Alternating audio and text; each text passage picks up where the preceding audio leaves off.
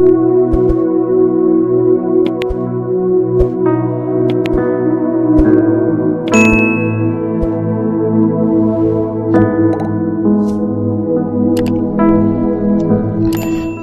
queridos, muito bom dia a todos vocês.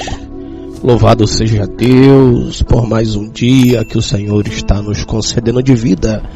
Que as ricas bênçãos do Senhor estejam sobre sua vida, sobre sua família.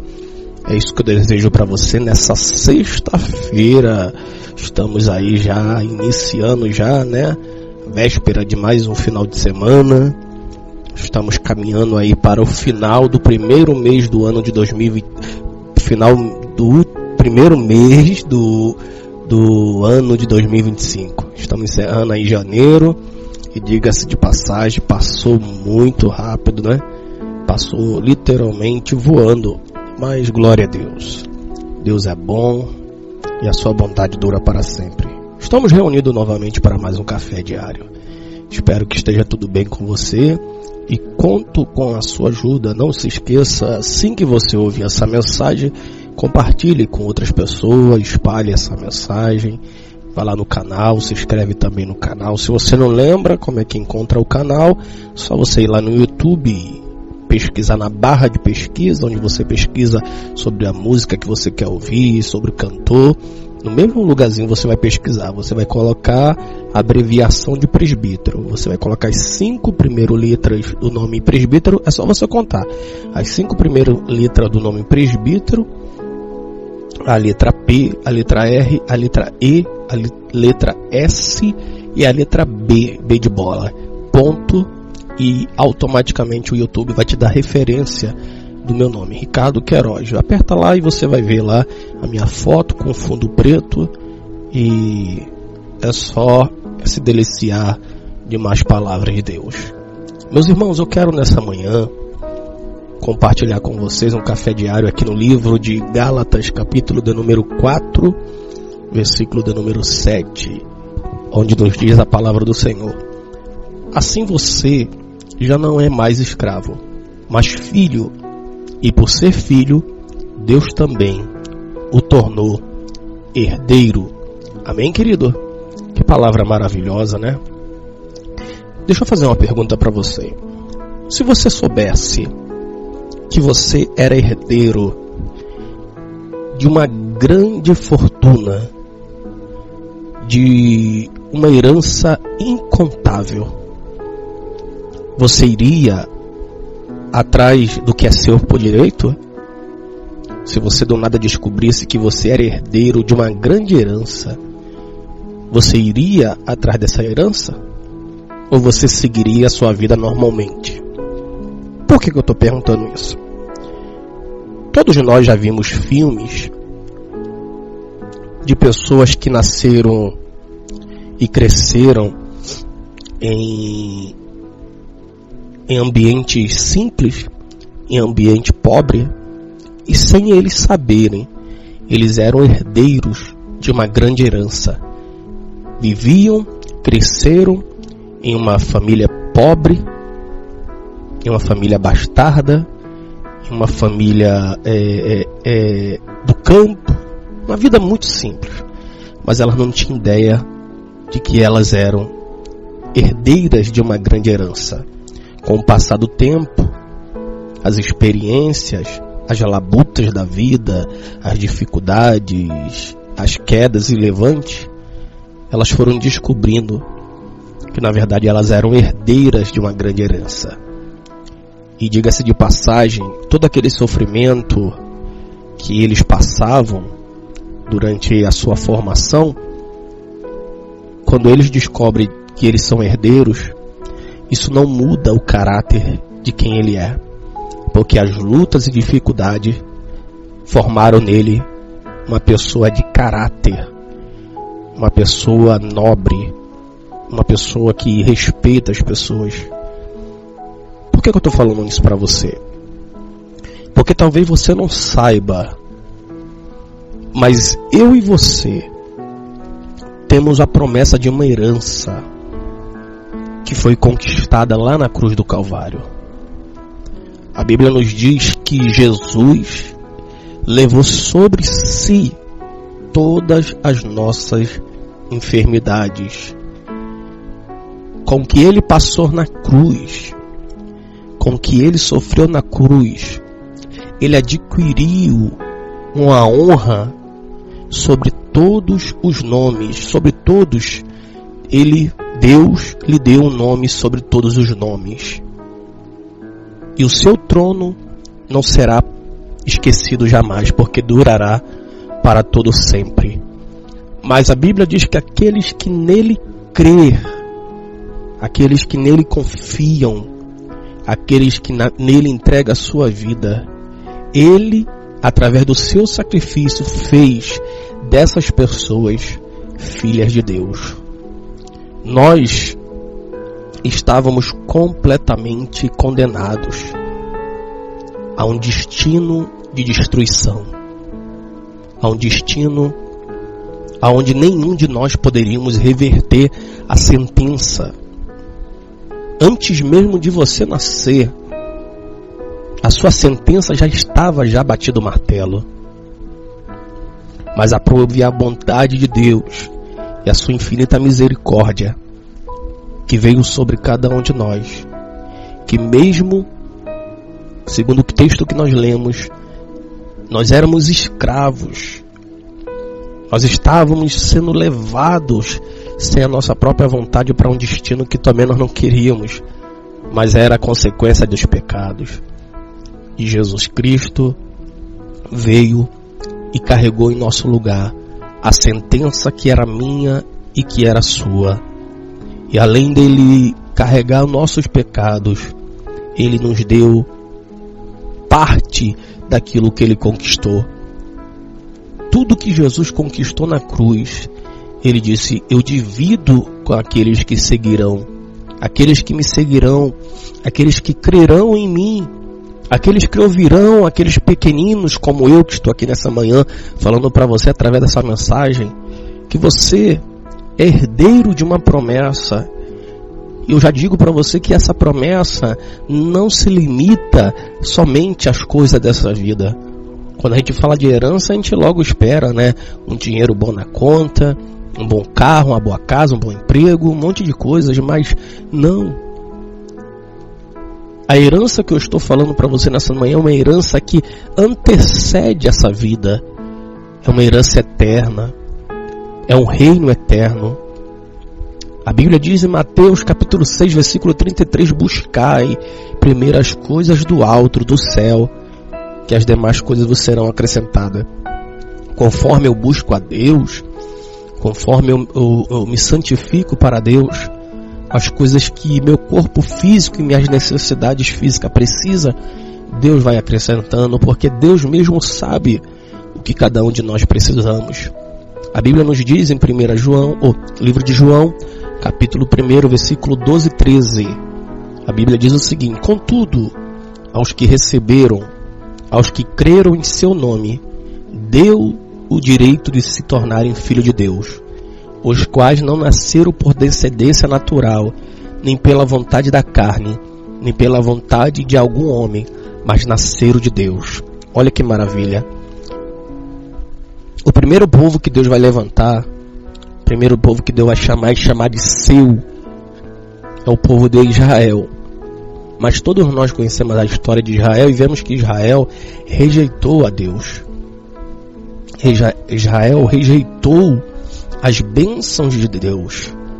Então Deus, pela sua infinita misericórdia, ele atrai povos de outras nações, povos como eu e você, que não teriam chance nenhuma, fomos alcançados pela sua salvação. A morte de Cristo não foi somente pelo povo que ele veio de Israel. A morte de Cristo foi dada por todos os homens. Por isso que nós somos parte dessa herança e parte dessa promessa. Todos que creem em Jesus recebem a mesma herança. Então eu e você temos o mesmo valor que aquele primeiro povo que Deus escolheu chamado Israel. A Bíblia nos diz em Gálatas 3, 26 e 27, todos vocês são filhos de Deus, mediante a fé em Cristo Jesus, pois os que em Cristo foram batizados, de Cristo se revestiram. Ou seja, nós, quando cremos em Jesus, quando entregamos a nossa vida para Jesus, Ele nos faz filhos de Deus. Tem melhor descoberta, melhor herança do que essa? Tem gente que se orgulha porque descobre que é filho de um grande empresário, que é filho de fulano, que é filho de ciclano. Tem gente que se orgulha de carregar o nome de um pai, de uma mãe, títulos. Mas se tem algo mais precioso, é você carregar o título de alguém que é filho do Deus Todo-Poderoso, do Deus que antecede tudo que nós conhecemos, tudo que existe, tudo que já existiu, tudo que irá existir. Ele já é. Ele é único, todo-poderoso. A promessa que Ele tem para mim, para a sua vida, querido, é algo eterno. Não tem maior herança do que essa, de ser reconhecido como filho, de ser chamado filho de Deus. Se tem alguma coisa que nós devemos nos orgulhar, é de Ele chamar-nos de filho. Só quem é filho, hoje talvez alguém sinta falta do seu pai, sinta falta da sua mãe, mas lembra quando era chamado de filho, era uma alegria, quando seu pai diz assim, esse é meu filho.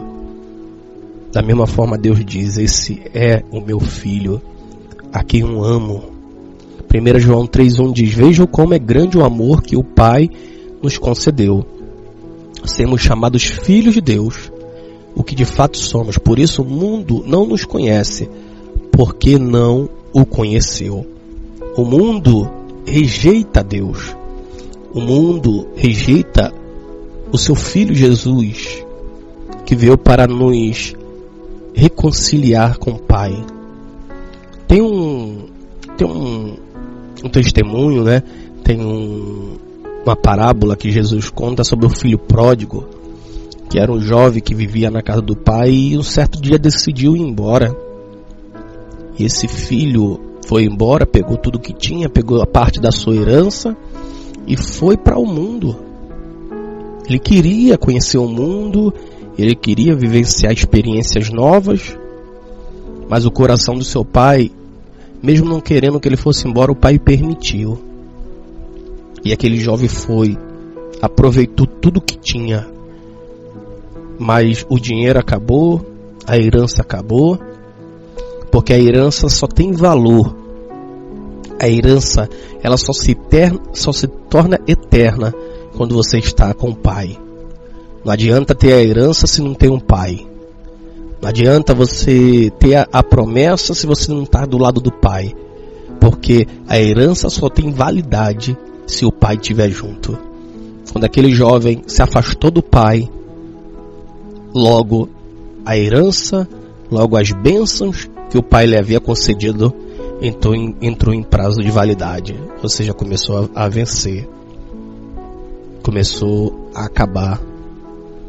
E ele não percebeu, ele estava tão feliz com aquele momento de prazer, de alegria, aproveitando tudo, que ele não percebeu que as promessas e a herança estavam se acabando. Quando acabou, ele se viu em uma situação desgraçável. O que fez? A Bíblia diz que ele começou a mendigar, começou a passar necessidade, passar fome, até que um dia que ele lembrou e entendeu que não adianta ter a bênção se não tem um pai, não adianta ter a herança se não tem um pai. Então ele descobriu, só tem valor as bênçãos se o pai estiver junto. Aleluia. Por isso que eu digo para você, querido, que vai à igreja só quando lhe convém, só busca a Deus quando lhe convém, só busca a Deus quando a casa está caindo, quando o casamento está acabando, quando a luta está soprando. Aí você vai para a igreja, busca a Deus, recebe aquela palavra, recebe aquela revelação, recebe aquela instrução e sai de lá disposto a uma mudança. Mas não sai de lá com o principal, que é o Pai.